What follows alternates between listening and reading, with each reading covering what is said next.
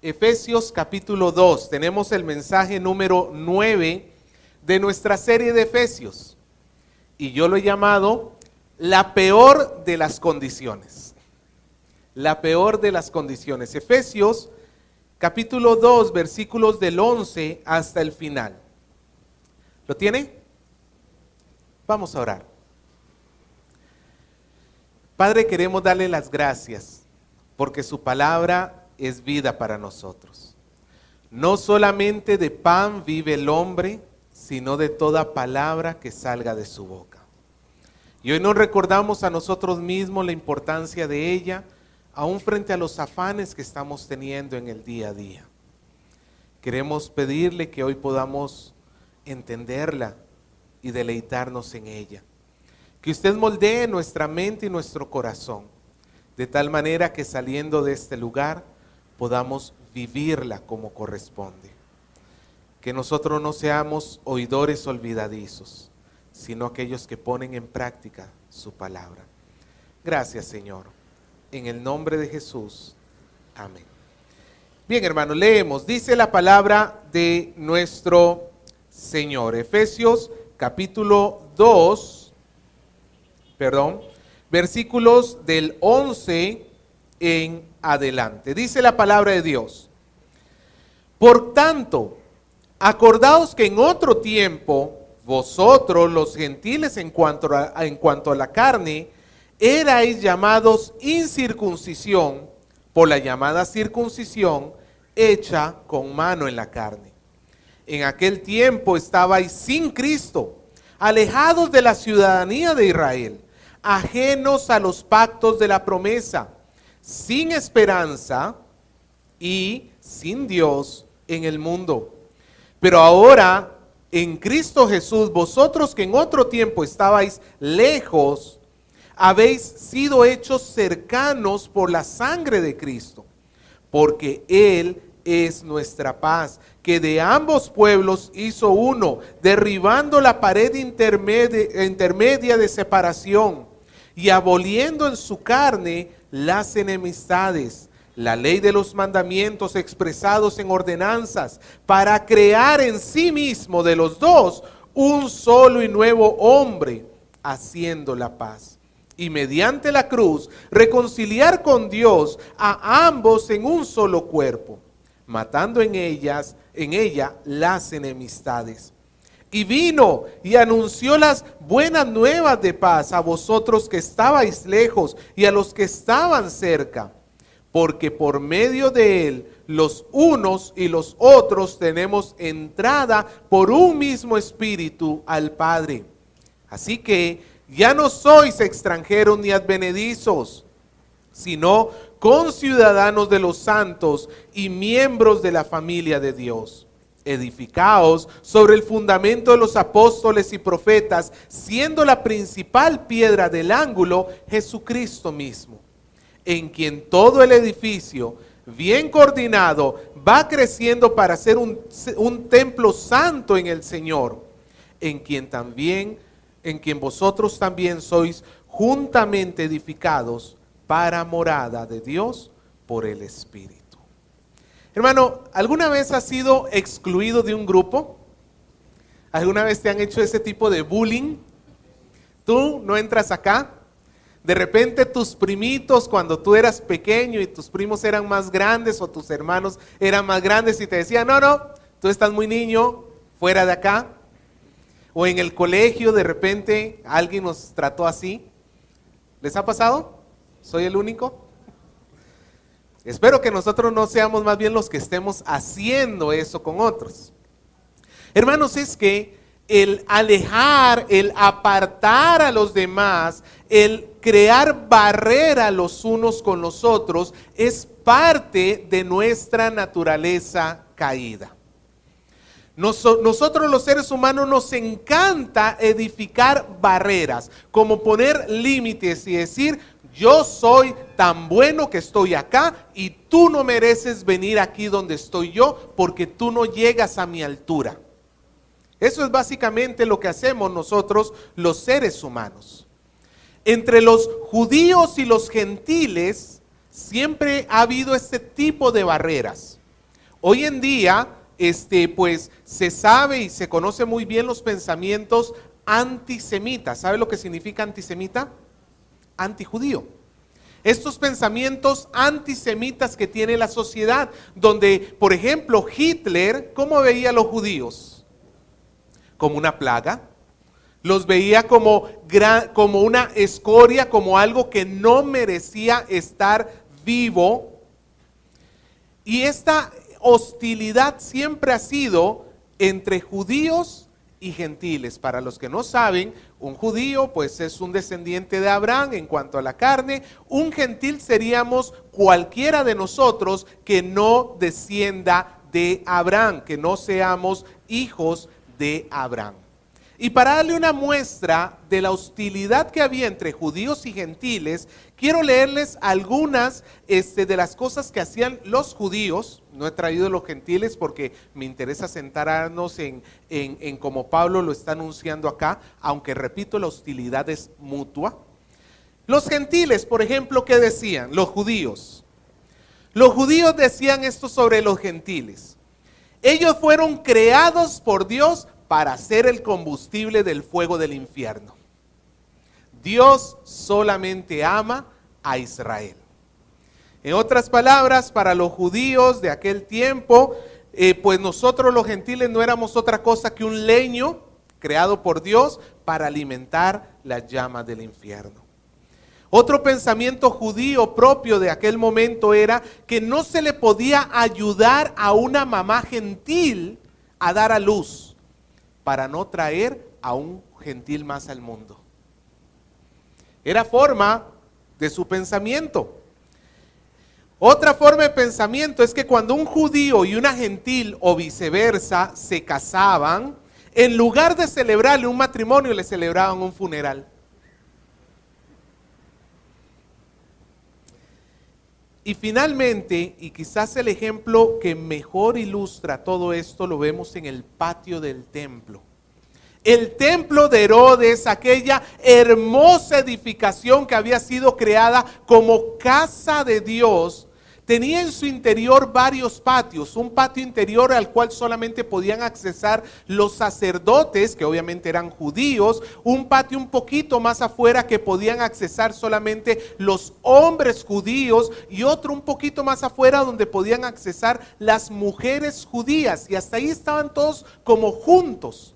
Pero después de este patio de las mujeres había un gran muro de 1,5 metros de ancho. Imagínense lo que es 1,5 metros de ancho, como esto. 1,5 metros de ancho de separación entre el lugar donde podían entrar los judíos y el lugar donde tenían que entrar los gentiles. Este patio de los gentiles tras de eso quedaba escalones más abajo, como diciendo, ustedes están más abajo que nosotros. Y en el muro de separación se ponían rótulos de advertencia en griego y en latín, diciéndole a los gentiles que si se atrevían a pasar adentro, ellos iban a ser los responsables por su propia muerte.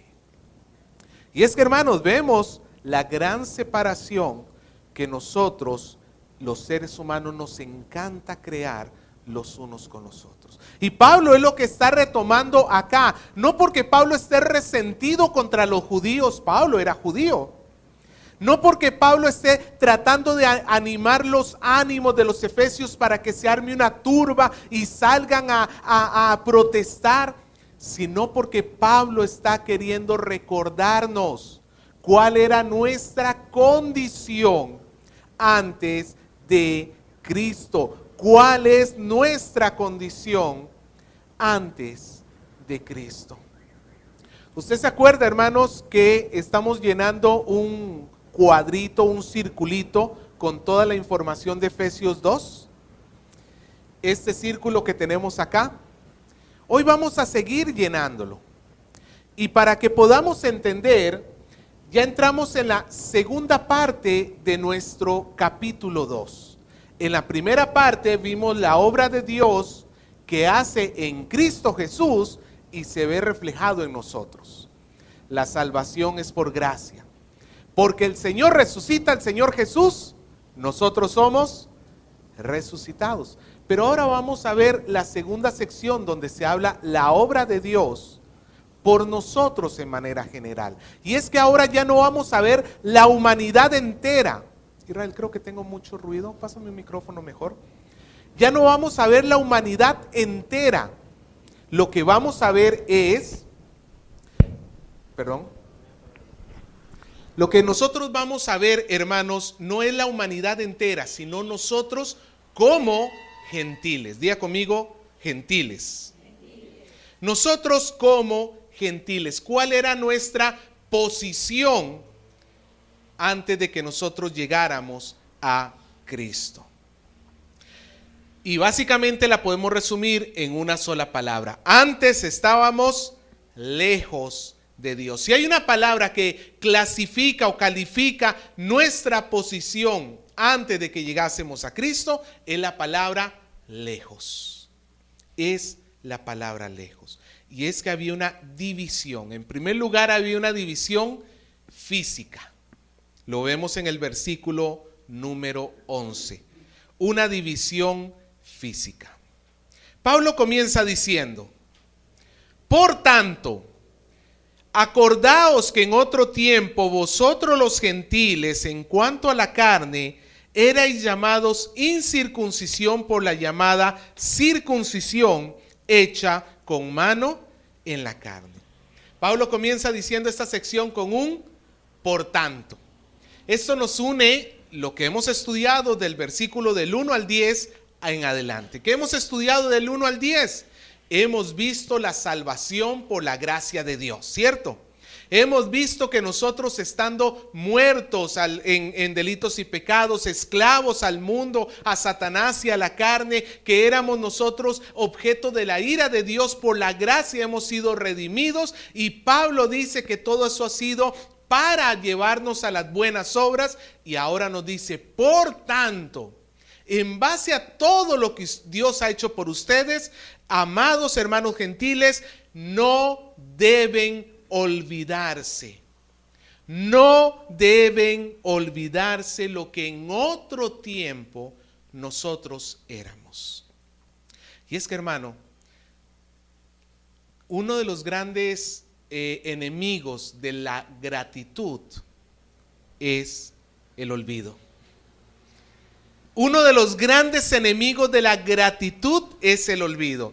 Yo le pido que piense por un momento y reflexione en su condición, en su vida devocional.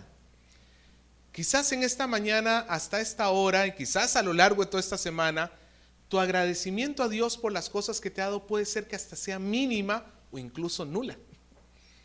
De repente, hermanos, estamos tan ocupados, estamos tan llenos de necesidades, estamos tan con tantas cosas encima, que nos olvidamos darle las gracias a nuestro Señor. Y cuando nosotros olvidamos lo que hemos recibido, pues obviamente no vamos a desprender fácilmente el agradecimiento de nuestras bocas. Es como cuando quizás en el caso de alguna familia acá, a ti te tocó sufrir mucho cuando eras niño, no tenías ni para comer, no tenías dinero, con costo te alimentaba tu familia.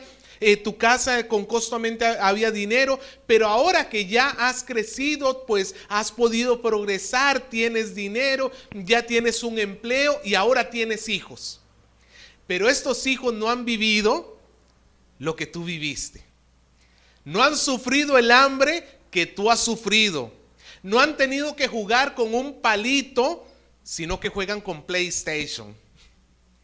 Pregunto, esta generación que vive así, ¿va a poder ser agradecida por las bendiciones que el papá ha recibido o la mamá ha recibido? No, porque no las conoce, no las ha experimentado.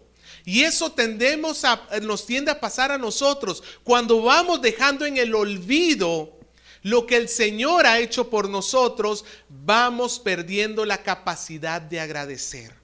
Y Pablo quiere que los efesios reflexionen en su pésima condición anterior, no para que se sientan mal, No para que digan, pues yo no valgo pero ni una sola moneda. Lo que Pablo quiere es que ellos recuerden de hasta dónde ha llegado la misericordia de Dios. Y eso es, hermano, lo que hoy quiero que nosotros recordemos. Hasta dónde ha llegado la misericordia de Dios para con nosotros. Pablo entonces les dice, acuérdense que en otro tiempo vosotros, ¿y a quiénes les estaba hablando acá? A los efesios, una iglesia predominantemente gentil. No todos eran gentiles, habían algunos judíos, pero en su mayoría eran gentiles. Es como nosotros, predominantemente somos peruanos, aunque habemos algunos extranjeros. Pero si alguien habla de esta iglesia, ¿la va a catalogar como una iglesia extranjera? No, ¿cómo la va a catalogar? Como una iglesia peruana. Pero no todos somos peruanos, pero la mayoría son peruanos. Es lo mismo que está diciendo aquí Pablo. La gran mayoría de efesios, ¿qué era? Gentiles. Pablo les está diciendo entonces, acuérdense en que en otro tiempo ustedes, que eran gentiles, ahora, gentiles dice Pablo, en cuanto a la carne, erais llamados incircuncisión por la llamada circuncisión hecha con mano en la carne. Dios había escogido al pueblo de Israel para algo especial. ¿Se acuerda cuando estuvimos estudiando el pacto de Dios con Abraham? ¿Qué le había prometido Dios a Abraham? Que a través de su descendencia iba a venir la bendición a todas las familias de la tierra. Esa era la bendición de Dios para Abraham. Y entonces, en base a esa promesa que a través de la línea de Abraham iba a llegar el Salvador, iba a llegar el Señor, los judíos permanecieron esperando la venida del Mesías a través de la línea de Abraham. Ya no iba a ser a través de ninguna otra familia, solamente a través de ¿quién? A través de Abraham. Y esta familia iba a entrar en una relación especial con Dios. Esta relación significaba que Dios los había escogido especialmente a ellos, no a ninguna otra nación, a ellos. Ahora la pregunta es, ¿y por qué los escogió a ellos? ¿Eran mejores? No. ¿Eran el pueblo más fuerte de la tierra? No. ¿Sabe quién era Abraham en ese momento? Un pagano de 75 años, no porque eso sea malo, pero en sí mismo ni siquiera a los 75 años tenía un solo hijo. Pero Dios lo escogió a él para mostrar su gracia y su misericordia. La elección de Israel no es otra cosa que una manifestación más de la elección de la gracia misericordiosa de Dios que no tiene condiciones. Abraham era un pagano hasta que Dios lo escogió. Quien cambió la realidad de Abraham fue Dios. Y en muestra de ese cambio, en muestra de esa relación especial que ahora Dios tiene con Abraham y con su familia, Dios le dio un símbolo que ellos tenían que llevar en la carne, que también lo estudiamos cuando estudiamos la serie de Abraham, que era la circuncisión, que es la remoción del prepucio del órgano genital masculino. Y esta señal que llevaban los hombres sobre sí mismos era un símbolo de que estaban en una relación especial con Dios. Y Dios lo había establecido así porque ese era el pueblo suyo, el pueblo escogido suyo. Ahora, el gran problema es que los judíos comenzaron a hacer lo que nosotros los seres humanos tendemos a hacer con las cosas de Dios. Comenzar a fijarnos en la forma y dejar de lado el contenido. La circuncisión, que simbolizaba la unión entre Dios y su pueblo, esa amistad íntima, esa relación de pacto, donde Dios les había perdonado sus pecados y donde ahora ellos tenían que vivir para el Señor. Pero ellos comenzaron a fijarse solamente en la circuncisión como la señal y dejar de lado el pacto de Dios. En otras palabras, no era tan importante la relación que tenían con Dios como el llevar la señal sobre sí mismos. Es como que un esposo esté más alegre de llevar un anillo en su mano que una esposa en la mano. ¿Tiene sentido para usted, amada hermana, eso? Que su esposo se olvida hasta de usted, de sus necesidades, de lo que usted quiere, pero se sienta contento de que lleve un anillo. Usted no le diría, oye, ¿no soy más importante yo que el anillo? Es lo mismo que estaba pasando con el pueblo de Israel.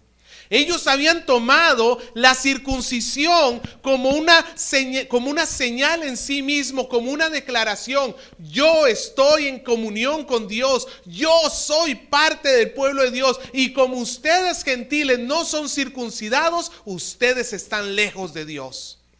El gran problema, hermanos, es que el pueblo de Israel había dejado a Dios, y si bien es cierto, ellos estaban circuncidados, pero estaban tan lejos de Dios como el resto de los gentiles. Y esto, hermano, sucede aún hoy en día. Muchas personas vienen a Cristo y un día levantan la mano y dicen: Señor, yo te entrego mi corazón, y repiten una oración, y Señor, yo te acepto en mi vida, te entrego mi ser, y después de eso alguien les dice, pues ya eres cristiano, incluso hasta se pueden bautizar. Pero con el pasar del tiempo van dejando su vida de comunión con el Señor. Con el pasar del tiempo van haciendo la religión cristiana un fin en sí mismo, y se les olvida que todo lo que nosotros hacemos es más bien un medio para vivir en comunión con Dios, que lo más importante nuestro no es que nos llamemos cristianos, sino que tenemos una relación real, viva, efectiva con nuestro Dios. Y comenzamos a cambiar la relación con Dios por una religiosidad local. Y luego vienen las divisiones. Como los otros no son tan buenos como yo, los separo. Eso es lo que hicieron los judíos. Los judíos fueron llamados por Dios, sí, pero ¿sabe cuál era el encargo de Dios para ellos? Por un lado, no podían vivir como el mundo, eso es completamente cierto, pero por el otro lado tenían que acercar a Dios al mundo. Ellos no se podían contaminar con las prácticas del mundo, pero nunca fue la voluntad de Dios que levantaran una pared entre ellos y los gentiles, porque ¿cómo iba a conocer el mundo gentil a Dios si los que tienen la palabra de Dios no hablaban? ¿Me dejo entender?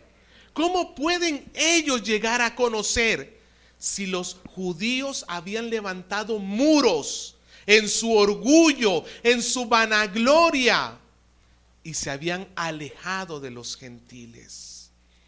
Es como cuando tú de repente llegas a la conclusión y dices: yo ahora estoy en Cristo, yo ya no me puedo seguir comportando y andando con mis compadres. Eso es cierto, ya no puedes andar en borracheras, en malas palabras, en chistes deshonestos. Eso es muy cierto, hasta ahí vas bien.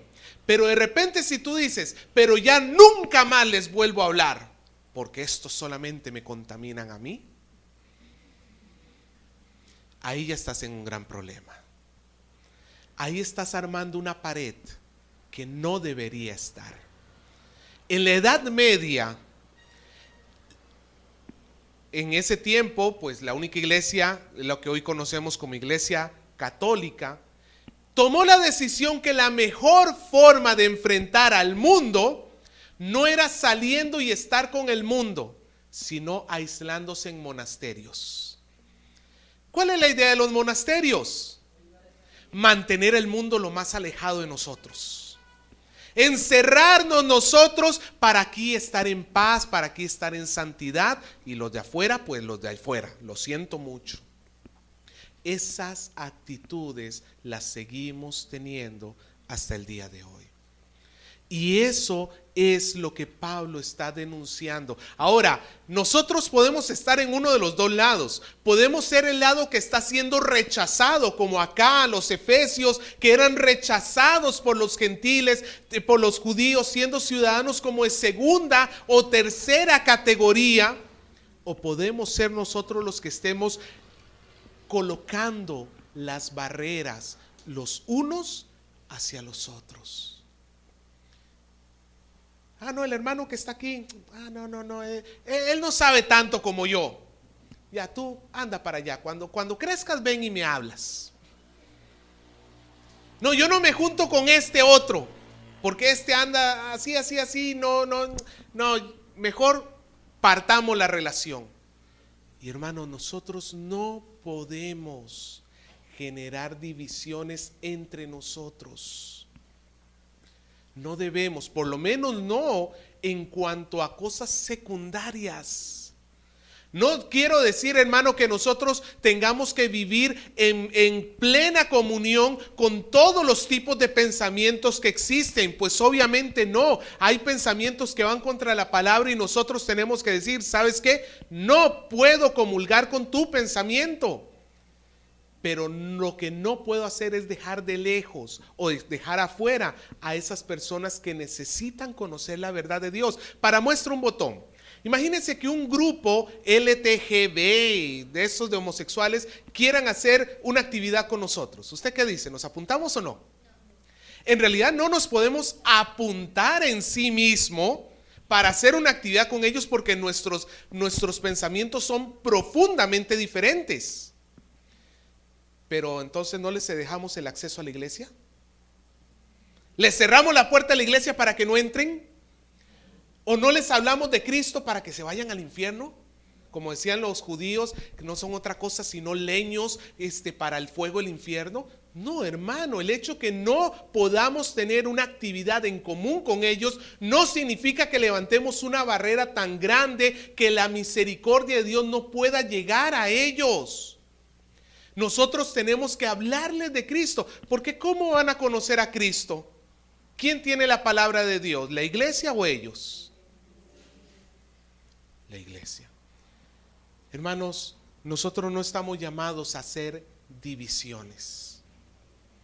Estamos llamados a unirnos. Nosotros los gentiles estamos lejos de Dios. Nuestra situación era con respecto al pueblo de Israel. Con respecto al pueblo del pacto, ¿nosotros estábamos cerca o estábamos lejos? Lejos. Ahora, póngase a pensar en Jerusalén. ¿Dónde estaba el templo? En Jerusalén. ¿Dónde estaba Dios? En el templo. Era algo así como Dios está en el templo está en Jerusalén, Jerusalén está en Israel. ¿Y nosotros dónde estábamos? Fuera. Ellos estaban cerca de Dios, nosotros estábamos lejos de Dios. Pero la historia no queda ahí. Vamos al versículo 12. Tenemos no solamente una separación física, sino también tenemos una separación espiritual. Versículo 12, Efesios 2:12, Pablo dice, en aquel tiempo estabais, y comienza a contar, sin Cristo, alejados de la ciudadanía de Israel y ajenos a los pactos de la promesa, sin esperanza, sin Dios en el mundo. No solamente había una división entre judíos y gentiles, también había una división entre Dios y nosotros. Por eso, hermano, le pongo que esta es la peor de las condiciones, porque peor que estar alejado de una persona, ¿sabe lo que es peor? Estar alejado de Dios. Y eso yo que le pido, hermano, que hoy usted se ponga a reflexionar. ¿Cómo estoy yo hacia Dios? Porque tú puedes estar metido en una iglesia, pero estar muy lejos de Dios. El hecho que estés acá no te hace a ti mismo cristiano. Alguien dijo, el hecho que un hombre se meta a una cochera no lo convierte en carro. De la misma manera, el hecho que una persona entre en este lugar no lo convierte en cristiano. Pablo sigue recordando entonces el estado en que estaban los efesios antes, y él dice, en aquel tiempo, el mismo tiempo que en el versículo 11 dijo, en otro tiempo, antes de Cristo. En aquel tiempo, ¿cómo estaban? En primer lugar, sin Cristo. Ahora, usted se recordará que la palabra en Cristo o con Cristo es muy importante en los Efesios, en la epístola a los Efesios. ¿Por qué el Señor nos ha bendecido a nosotros con toda bendición espiritual? Porque estamos en Cristo. Vimos en el capítulo 1, versículo 9 y 10 que Dios está reuniendo todas las cosas, ¿cómo? En Cristo. Que el perdón de nuestros pecados, ¿cómo es? En Cristo. Que el gobierno de toda esta tierra es a nuestro favor porque estamos en Cristo. Que cuando nosotros estamos muertos en delitos y pecados, el Señor nos resucitó juntamente con Cristo. Todas las bendiciones de Dios que puedan llegar a los hombres son como en Cristo.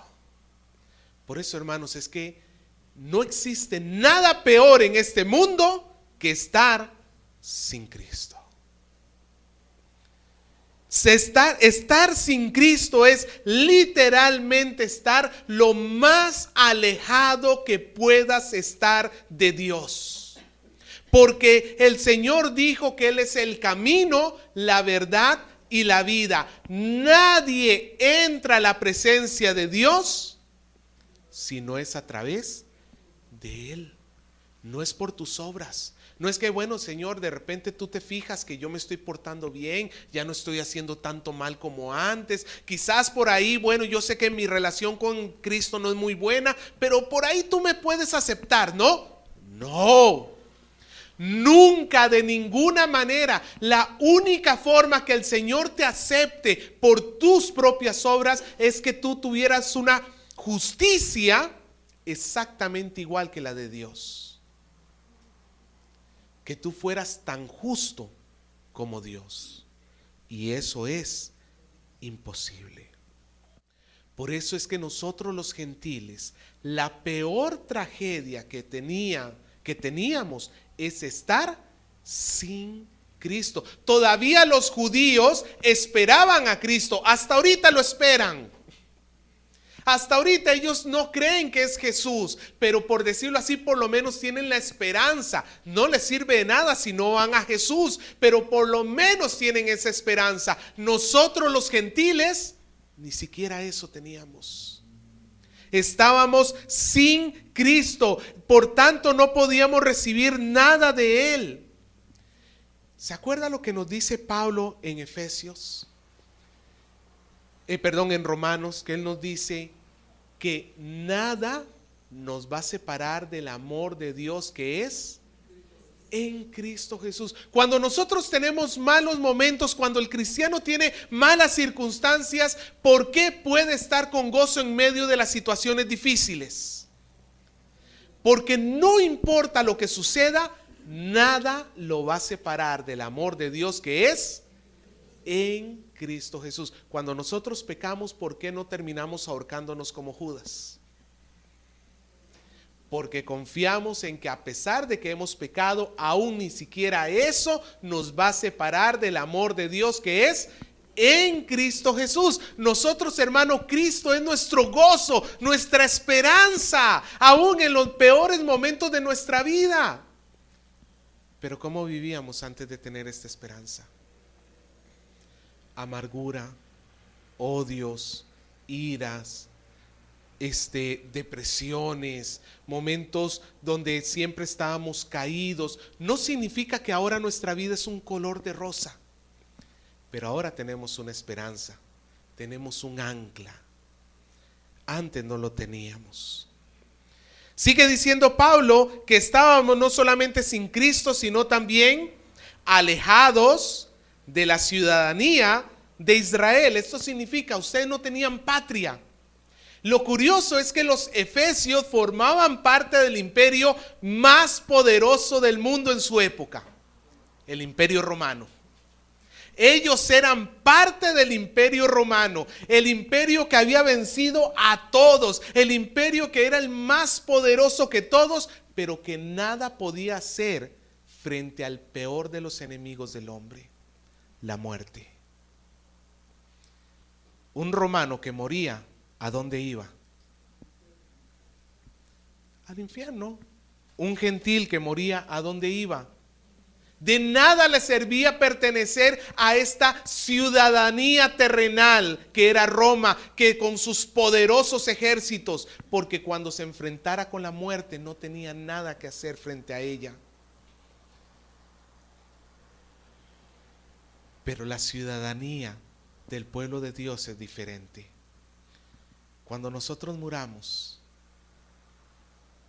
¿qué va a pasar con nosotros? ¿Es el final de la historia? ¿Ahí se acaba todo? Hermano, no se acabó para Cristo, no se acaba para nosotros. Cristo derrotó a la muerte y por tanto nosotros también tenemos la esperanza que como pertenecemos a su reino, Él también nos va a levantar de la muerte. Por eso, hermano, nuestra situación es de gozo y de alegría. Nosotros somos parte del pueblo de Dios. Estábamos diciendo antes, no todos acá somos peruanos, pero ciertamente todos los que estamos en Cristo somos del reino de Dios. Sin importar de dónde o dónde hayamos nacido, de dónde vengamos, somos parte de el pueblo de Dios. Pablo sigue diciendo, ustedes entonces estaban sin Cristo, estaban alejados de la ciudadanía de Israel, y vean lo que sigue en tercer lugar. Estaban ajenos a los pactos de la promesa. Y esto nos vuelve a recordar a Abraham. ¿La promesa para quién fue? Para Abraham y su descendencia. ¿Dónde estábamos nosotros? Fuera. Estar fuera del pacto significaba que tú no estabas en la comunión con Dios. Tú no estabas en la comunión con Dios. El Salmo 25:14 dice, la comunión íntima de Jehová es con los que le temen. A ellos hará conocer su pacto. Nosotros como gentiles estamos alejados de esa promesa. Nosotros no participábamos de la redención del Señor, o por lo menos no se había hecho efectiva. Por eso es que los judíos menospreciaban a los gentiles. Y sigue diciendo en cuarto lugar, estábamos como sin esperanza. Sin esperanza. ¿Qué es la esperanza? ¿Cómo podemos definir la esperanza? ¿Ah? Un anhelo. Muy bien, ¿qué más? Algo que uno espera. Nuestra palabra esperanza tiene que ver, como decía Israel, como con un anhelo, pero es un anhelo que está en cierta duda, ¿cierto? Uno dice, yo tengo la esperanza de un mejor mañana, pero no está seguro que viene. La palabra esperanza en la Biblia no tiene el sentido de algo dudoso que uno quisiera, como de un buen deseo. La palabra esperanza en la Biblia tiene que ver algo con que uno está completamente seguro que va a suceder, lo único que falta es que suceda. ¿Ah? Es algo confiable. Por eso, nuestra esperanza es que vamos a resucitar de los muertos, pero eso no lo decimos como diciendo, ojalá que pase, ojalá que suceda. No, lo decimos con toda la convicción de que un día nos vamos a levantar de entre los muertos. Amén. Por las 3 personas que están convencidas, gracias al Señor. Nos vamos a levantar. Pues Pablo está diciendo acá, nosotros los gentiles vivíamos como sin esperanza. No teníamos una certeza en lo futuro. Ahora, recuerde, ¿cuándo escogió Dios a los salvos? Antes de la fundación del mundo. Significa que esa esperanza desde el punto de vista de Dios ya existe desde antes de que el mundo fuera creado. Pero nosotros los gentiles lo sabíamos, no. Ignorábamos, y porque no estábamos en el pacto tampoco teníamos esperanza. Y por eso, hermanos, en lugar de tener esperanza, lo que hay lugar es a la desesperación. Le comento cómo era el pensamiento de los griegos. Los efesios pertenecían a la cultura griega. Y ellos pensaban así sobre la vida. Escuche bien. Ellos decían, este cuerpo es la prisión del alma. En otras palabras, el alma, el tú inmaterial que está ahí adentro, está como aprisionado por este cuerpo. Pero cuando tú mueres, se sale en el último aliento o por las heridas que te han hecho. Y tu alma se sale de su cuerpo, pero ni siquiera para llegar a tener libertad, sino que se va a ir hasta lo profundo, hasta el Hades, hasta este reino de sombras y de tinieblas, para lamentar para siempre su existencia. Qué visión más pesimista de la vida. Vives toda tu vida metida en una prisión dentro de ti para finalmente salir a llorar eternamente por haber existido. Como lo que nos enseña el Señor Jesús sobre nosotros. ¿Vivimos aprisionados en este cuerpo? No, este cuerpo es instrumento de gloria de Dios. ¿Tiene sentido esta vida? Claro que sí, la tenemos en Cristo. Después de la muerte, ¿hay lugar para el llanto y el lloro si estás en Cristo? No, al contrario, nos dice Apocalipsis que el Señor va a enjugar toda lágrima, que en la nueva Jerusalén ya no va a haber llanto ni lloro, ni va a haber lamento, no va a haber muerte, no va a haber nada de eso. Por eso es que nosotros sí tenemos esperanza ahora. Y hermano, que usted siempre pueda compararse cómo yo era y cómo soy ahora. Todo lo que el Señor me ha dado para que mi corazón pueda estar alegre y feliz. Y termina diciendo el versículo 12, no solamente estaban sin esperanza, sino también estaban ¿qué? Sin Dios en el mundo. Empezamos sin Cristo y ahora terminamos sin Dios. Ahora, esto no significa que Dios los haya abandonado o Dios nos haya abandonado, porque ya hemos estudiado en otras ocasiones que Dios, aún de los malos, tiene cuidado. ¿Se acuerda de la gracia común? La gracia que Dios derrama sobre toda la humanidad, así sean los peores o así seamos los peores seres de esta tierra. El Señor nos bendice. Pero lo curioso de los efesios es que ellos tenían todo un panteón. ¿Sabe lo que es el panteón? No es un pantano. Tampoco es el cementerio. Panteón viene la unión de 2 palabras. Pan, que es todo, y teón, que es teos, dioses. Ellos tenían una colección de dioses enorme. Ahí tenían a Mercurio, tenían a Venus, tenían a Marte, tenían a todos los dioses. Era como los Avengers, algo así. De todos los tipos había. Pero ¿cuál de ellos era un Dios verdadero? Ninguno. Como de repente tú tenías a San Martincito de Porres, Santa Rosa de Limas, la Virgen de Guadalupe, tenías hasta Sarita Colonia. ¿Cuál de ellos podía hacer algo por tu alma? Ninguno.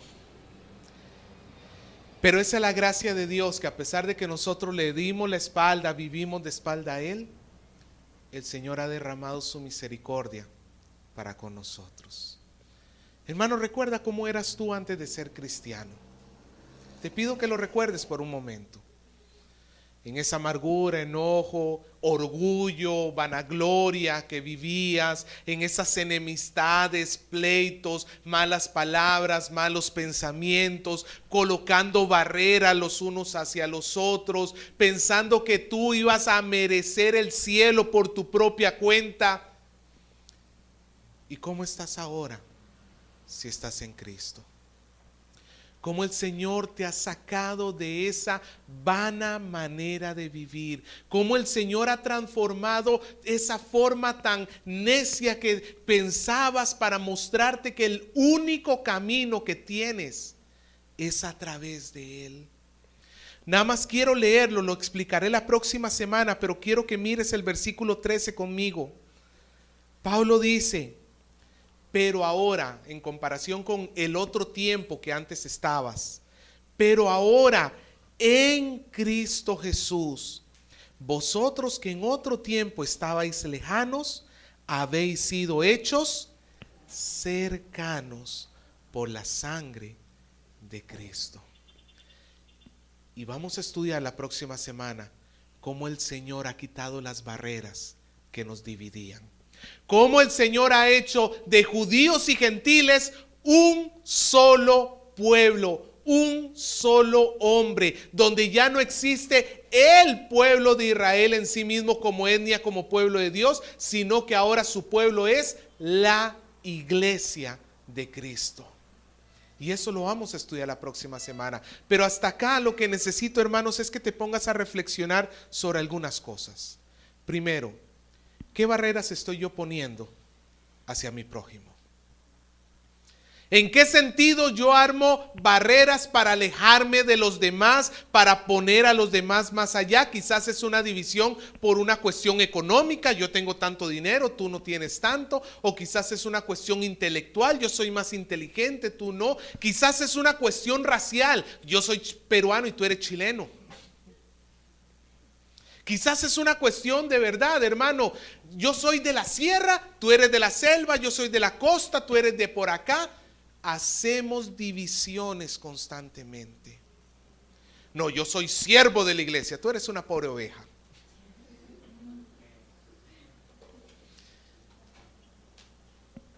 No, hermano. ¿Cómo nos llama el Señor a vivir? En unidad. Esas divisiones pertenecían al tiempo antiguo, al tiempo pasado, al otro tiempo cuando estábamos sin Cristo. Pero ahora tenemos que vivir unidos. Y en segundo lugar, quiero que recuerdes cómo era tu vida antes de Cristo, para que puedas agradecerle a Dios, porque ahora, antes estabas sin Cristo, ahora con Cristo. Antes estabas lejos de la ciudadanía de Israel, ahora eres parte del pueblo de Dios. Antes no conocías el pacto de la promesa del Señor, ahora incluso participas de él.